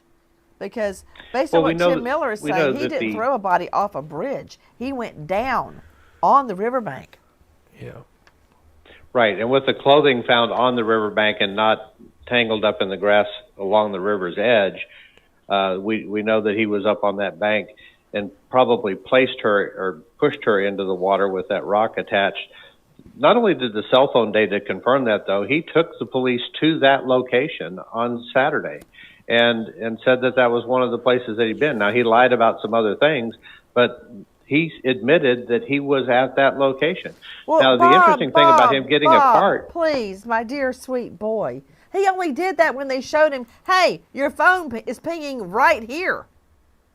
Oh, sure, probably. He didn't volunteer and so, he lied through his teeth, man. So he was at this car shop getting parts for his car. He went on Facebook that day and started selling off a bunch of his personal belongings. He was planning to run at that point, and fortunately, the police caught up with him before he had a chance to flee. Lee Reber is joining us out of New Alexandria, Virginia, mobile device forensic expert and CEO of Oxygen Forensics, Inc. He is the author of, listen to this, Mobile Forensic Investigations, and he's the host of a podcast, which is great, by the way, Forensic Happy Hour. Lee Reber, thank you for being with us. Lee, explain to me, how much can I rely on pings? How accurate are they? Can they... Now, this is amazing because what he brings up is something I never even really thought about. And like I said, I'll let him say it. But, man, it's actually very fascinating. They place him at that river bank. Hey, Tim Miller, how close were Audrii's pants to the bridge? Were they thrown from the bridge, or would he have had to go down to the river bank? Had to go down to the river bank, and it was actually in the water, so it was saturated with water. Joe Scott Morgan's not going to like that, because that could have gotten rid of any forensic evidence linking the defendant back to her pants. But that said, I'll go back to you in a second, Joe Scott. Lee Reber, explain to me how accurate is the pinging process? Yeah, I think if you look at the triangulation, I mean, it could be accurate. It could be very accurate. But what I think is more important is the forensic evidence that's going to be from the device itself when they go and do the collection of that. So that's huge. So he's saying, yes, the triangulation could be accurate, could be very accurate. But when they actually get a hold of the suspect's phone, and he's going to explain here in a minute that, you've got apps like, for instance, I've got like, I don't know if he's got this, probably, I doubt that, but, I have a farmer's insurance, a car insurance app, and I have this little thing that I have in my car. And so every time in my car, it's hooked up to my phone, and it's a GPS. And so it's an app that basically uses GPS, and it maps out where I drive, and, so I can get discounts and stuff. So anyway, what he's basically is going to say is they're going to get much more very detailed exact locations, especially if certain apps are running in the background that rely on GPS, which, I never kind of thought about it that way. I always thought about the triangulation, but if they are able to recover the suspect's phone and has possible certain apps that are running, they can, it's just like when you're looking at Google Maps and you're walking around, you can see your exact location. Because those are just GPS devices that could put you, a meter. Yeah, no, but I'm just saying as an example. I think that utilizing, obviously, identifying, being able to, he's lying because of the location. But once they have that device in their possession and do the processing of that, it's going to show, there might be photos, and the photos have EXIF data, which can show location. They can have just a simple, from the data that's on the device, any applications that were utilized and showing GPS locations. So I think the data from the device itself will be way more important than looking at, say, the data from the towers. Quick question. Bob Price joining us, Breitbart. What year is this perv's Chevy Suburban? Messages between Audrey's bio mom and Mcdougal. Apparently, he was offering for the two of them to meet, stating that the little girl wanted to see her mom, and coincidentally offering to meet at the spot by the river where the little girl is found. Yeah. So, Audrey, I've seen some of those posted on social media, and clearly he was trying to entice this mother down to that river. Now, that raises the question about when is the actual time of death for Audrey. Did he do something to her the night before and was trying to get the mom down there to do something with her as well? There's a lot of things that could come into play here, but clearly he was trying to meet up with her and using Audrey as bait, if you will, to get her down there to meet with him. And he also, Bob Price, kept stressing, don't tell anybody. Quote, as long as no one says anything about it being set up, no one would even know. And Audrey, wouldn't say anything. And this was something that the mother posted shortly after as well, talking about those messages that, he insisted Audrey didn't like my fiance and she didn't even know him. Red flags are flying high to me at this point. Obviously, this is before they knew everything, and she was definitely on high alert when it comes to that guy and the whole exchange she had just before her daughter went missing. But she definitely kind of shares her thoughts about the situation and knew that there was something wrong. And that's the MO that this guy has. He grooms people, family members, children, all of this. We know from what was said yesterday on the show that he assaulted a woman by groping her at a public party, a married woman, just months before this. We know that he was at the birthday party of another 11-year-old child just months before this happened. He's hanging around all of these types of people down there. This father has a criminal conviction for assault causing bodily injury. Maybe that's how they met somewhere. Are you saying Audrey's father has that conviction? Yes. So, yeah, I guess the father did have some kind of assault on his record. So my speculation that they met in the penitentiary could be accurate. What's another thing that's very disturbing about these texts between Audrey's bio mom and the defendant, Mcdougal, is he is saying, I will take her to school and have you on the phone. I will take her to school tomorrow. This is Wednesday night. The next day is the day he was supposed to take her to school, but whoops, she ended up without her pants dead in the river. And he's talking to the mom the following morning, the day of the murders. Good morning. They're still planning to meet up with the girl. And he says, he says to her, have you seen Audrey? I dropped her off at the bus and she didn't get on and hasn't gotten home. So he's lying in these texts to the mother. Bob? Yeah, if his lips are moving, or his fingers are touching a keypad, he's lying. And that's been consistent throughout this whole thing. This whole area, the people in the courthouse told me that there's 13 sex offenders that live within a very short radius of this house. This father and another father are exposing their children to these types of people on a regular basis. I've got a question putting these about children a in photo dangerous for you. situations. Lana Shadwick, Chris McDonough joining us from the Cold Case Foundation, former homicide detective and host of The Interview Room on YouTube. I've seen photos of the dad, who according to Bob Price has a conviction for assault. Was it ag assault or assault, Bob? Assault causing bodily injury, misdemeanor. Misdemeanor. Then they wouldn't have met in the pen. Maybe the county jail. But Lana and Chris, have you seen the photos of Audrey's dad with the defendant? They look like they're at some outing. They're both wearing the same kind of handmade bracelet. They're clearly big friends. Have you seen the photo? Yes, I've seen the photos, Nancy. Yes.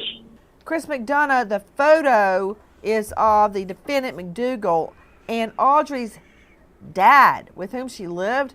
They've got their arms around each other. All of his prison tattoos, his swastika, all that in plain view. They're hugging each other and they're shooting, it looks like the AB, Aryan brother. But that said, they're wearing matching bracelets. What kind of bromance do those two have?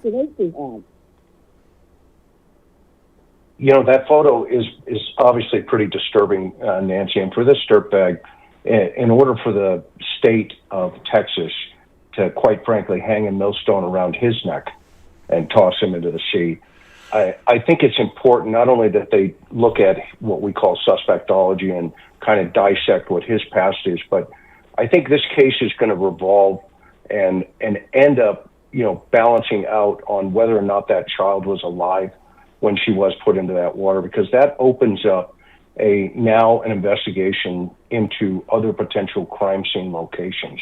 Why the house, do the you car. think it all hinges on whether she's dead or alive when she's thrown in the water? She's dead now. Because you have the, like Dr. Morgan was talking about, the chances of getting greater forensic and or circumstantial evidence to put this guy away increase when you have crime scenes that you can actually collect that type of evidence. Like, let's just use the cigarette butts for an example that he bought at the gas station. Where are those cigarette butts if he bought cigarettes?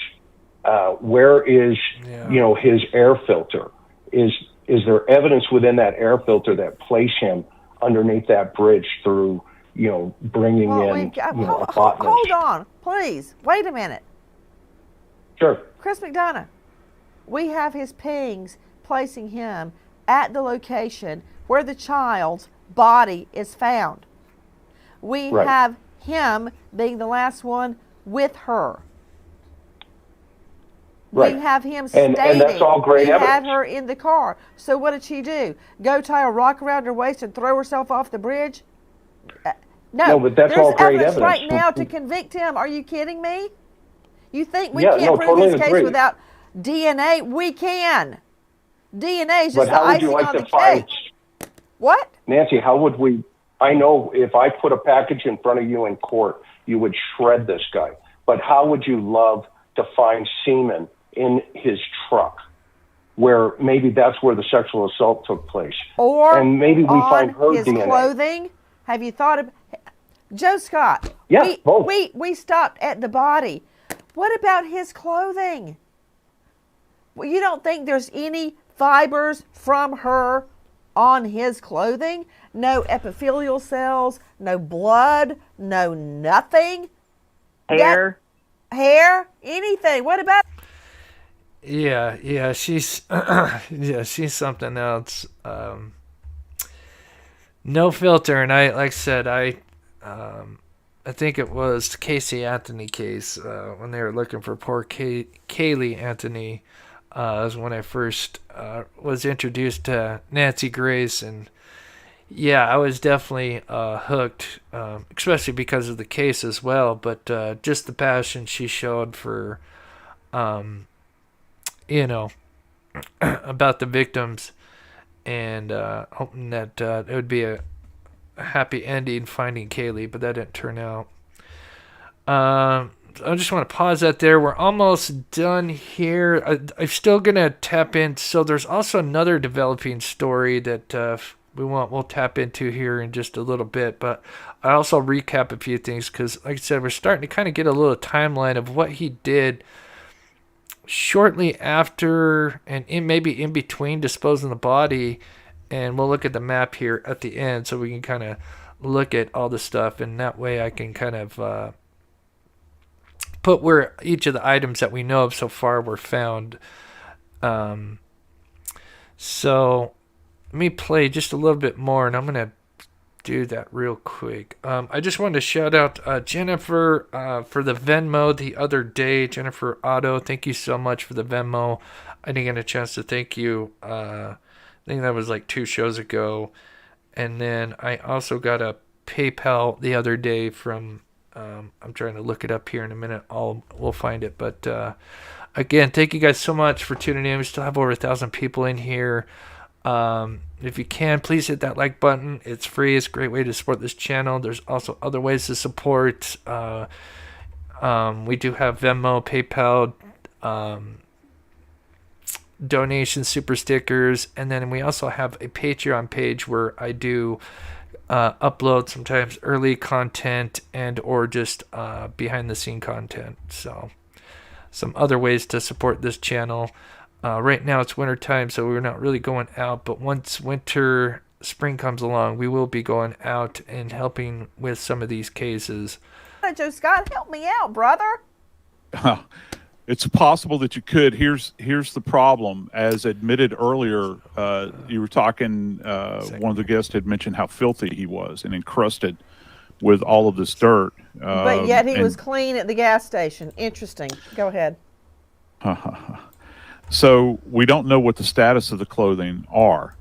Is it possible that they could collect something from her, from this precious little angel, that may have made its way onto him? Yes, that's within the realm of possibility. But we don't know how much due care was taken with those clothing, if in fact they have collected those clothing from him or from wherever he was domiciled at the time. Got something. What about the rope? The rope. I mean, Lana Shadwick, you're the high-profile lawyer. Even a trash bag can be traced back to the lot, the group of trash bags that were created, manufactured at what plant, in what city, on what date. That's right. Yeah. That's same right. thing with and where car it was paint. purchased. Yes. You think they can't do the same thing on rope? You think they can't match up the rope, and you know he cut it. You think that somebody like Joe Scott Morgan can't take the one end of the rope that was tied around her body and the other end of the rope that was in his car, they already said it's the same rope, and put it together and see forensically that they match perfectly? I think he can. I mean, I'm just a JD. I'm not a crime lab scientist, but even I can figure that out. Nancy, here's another beauty part to the rope. Depending upon how well they treated it and they removed it from her body, did you know that if she was tied up with that rope ante-mortem prior to death, there's going to be evidence of that you would not necessarily see with a postmortem tie-up. So if she's got an abraded area that's got any associated hemorrhage with it or anything, that's an indication that she may have been alive when she was tied up and secured. I got another idea for you. Oh my goodness, that is interesting. So if you missed that, they may tell when she was tied up, if she was still alive when he tied her up and threw her in. I hope to God that monster didn't do that to her. And this poor thing just went quick before that. But yeah, they would be able to tell that because she would get abrasions and stuff like that. There's one other thing I was going to say. Oh, one thing I think I might have cut out is apparently, because of the time of the year, is that water is pretty cold. I don't know the temperature, but they said that that was a very good thing that the temperature was what it was at, that it actually probably helped preserve the body, because obviously the warmer the temperature, the body is exposed to, sadly, decomposition is going to go faster, and then certain details or evidence could be destroyed just by the body decomposing faster. But they did mention, and I think I cut that out because they started talking about some sensitive stuff, but they did say that the water was cooler, keeping the body at a better temperature. Jackie can hold up your note. I can't take credit. It's Jackie's. Something about the fact that he was clean at the gas station after he was filthy at the mechanics, depending on which was first, the chicken or the egg. Does that mean he then disposed of the body? And was the body in the truck for disposal? I find it really hard to believe he'd stop at a gas station with a dead body in the car. That said, that means something. Lana Shadwick, I don't know what it means yet, but I will find out what it means. It's circumstantial evidence and direct evidence of him being by the river or by the lake, beyond the cell phone data and any video footage and that sort of thing. You've got him placed at a station where he's all clean in the video, and then he's Tell me something I don't know. Tell me something. Okay. Can there be neglect charges or felony neglect charges, neglect that ends in death, filed against the father? And please don't everybody start screaming at me, you're blaming the victim. I am a crime victim. Okay. But I know All this right, girl so is dead. Injury to a child by negligence or omissions, a felony 1 in the state of Texas. Well, this fit that. Pardon me? If the dad had knowledge of his record, could he be charged with felony neglect ending in death on a child? Certainly, if he had knowledge. But that's the father. How could he not have knowledge? They got a bromance going on. That's right. Got the same headbands on. The same bracelet, the same headbands. Okay, Andy Kahn, in a nutshell, you know how I hate talking about legislation. Because of the Audrii case, what do you hope to achieve? 2-year-old Laken Riley yesterday. Okay, so that's that. And then I'll just quickly recap this. Let's see. It's almost 7 o'clock, so we've been an hour and a half. Once again, I want to reiterate this. We still have almost 1,000 people in here because, like I said, the family reached out to me, and I, especially when it's the mother and father of a daughter who went missing a year ago, reaches out. This is Margaret K. Alana Turner, 27 years old, 5'4", 127 pounds, went missing March 10th of last year, last seen wearing kind of a dress like this. I know it's not the best quality, but that is not far from the Audrii Cunningham case. This is in Tomball, Texas, and maybe we may do an interview with them. I have to see. I'm trying to squeeze in as many shows as I can before the month ends. It's been a very slow month.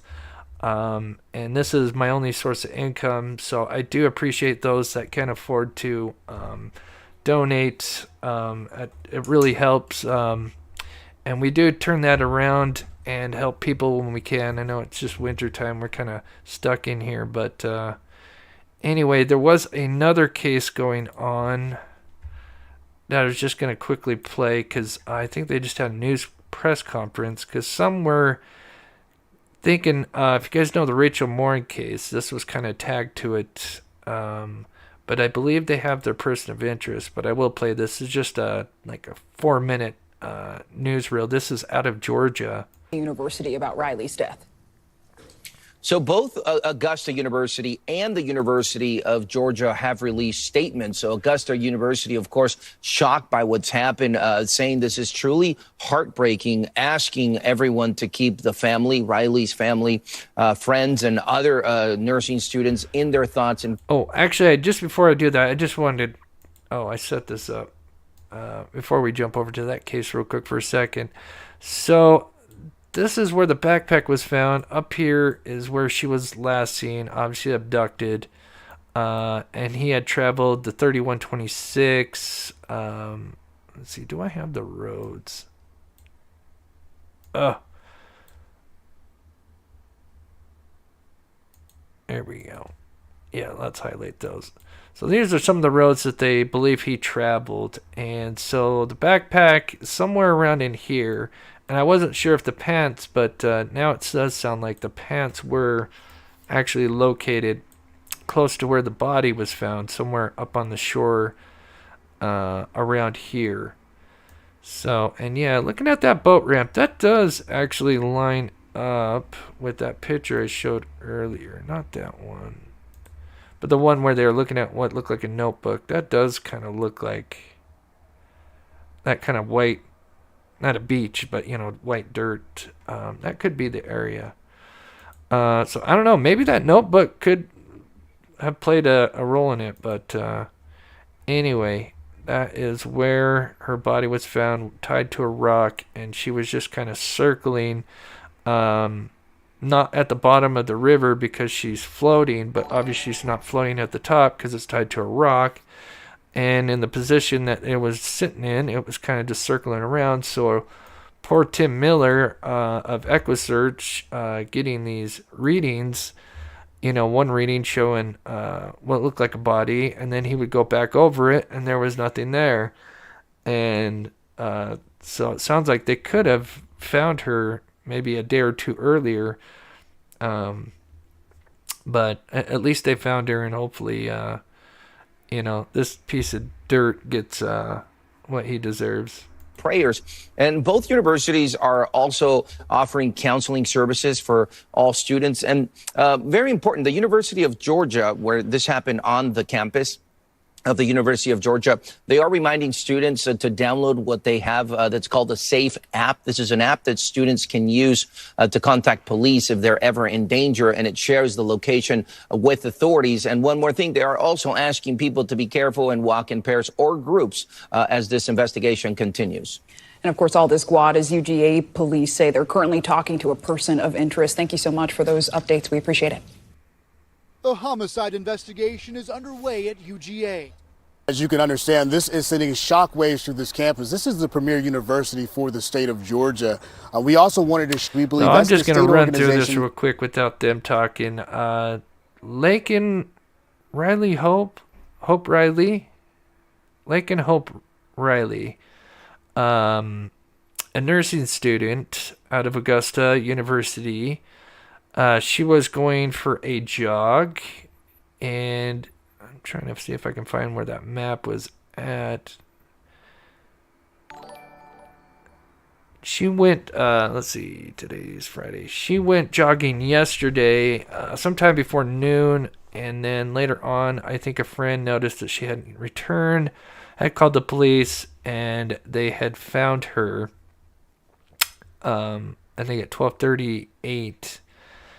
And of course, with it being like of a jogger situation, some people were referring this to the Rachel Morin case, because that was the same kind of thing with Rachel Morin, and obviously that's a case that's still unsolved. But today, it seems like they did find a person of interest. They somewhere nearby where she went missing, or she was abducted while she was jogging, and then she was found in the woods close by to where she was at. We don't know exactly the details. They're all still hush-hush, because it's still just very early on in the investigation. But they did go to this place here, which is close on campus, I believe, and they did supposedly bring 3 people to the jail or whatever. To the law enforcement took 3 people. They believe one of those are the person responsible or person of interest. And so right now they do have a person of interest in custody. So because yesterday this happened and they didn't have anybody, and then this broke sometime earlier today with the person of interest being in custody. So hopefully there isn't whoever was responsible didn't get away, and they hopefully captured the monster that was responsible for taking this poor girl's life. But we'll keep an eye on it and see what develops. But a lot of people are kind of curious to know, what develops, because, with the jogger going missing, the Rachel Morin case, and we know that the killer in her case still has not been caught. Obviously, that terrible monster did something in Los Angeles, and then went all the way east and confided, and then killed Rachel Morin. So we'll definitely keep an eye on that case. So anyway, I think we covered it all. See if I missed anything. Karen, love all your hard work you do, Chris. Karen, thank you so much for being a member and supporting this channel for 13 months. That means so much, more now than ever. I said it's been a really tough, slow couple months, and that's why I've been going live more often. So I really appreciate the support. You have no idea how much that means.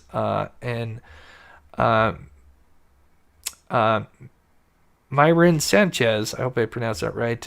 Thank you as well for becoming a member of the channel and supporting the show. I really appreciate it. I know not everybody, is in the best financial situation, especially towards the end of the month. I totally understand, but every little bit helps. They named him press conference. Yeah, I did see that. Oh, they did put a name out.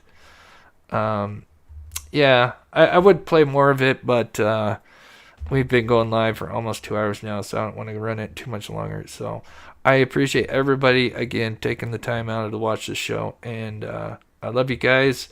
We'll be back on tomorrow, because I just got to pick up shows, because this is my main source of income. And again, thank you so much for those guys that could support the members. I really appreciate that. So, and wonderful shout out to my mods for doing an amazing job. I know when we get over 1,000, it is tough. So, hey, Trees Girl, thank you so much for the Canadian $5. I really appreciate that. Really, really appreciate that. Thank you, guys.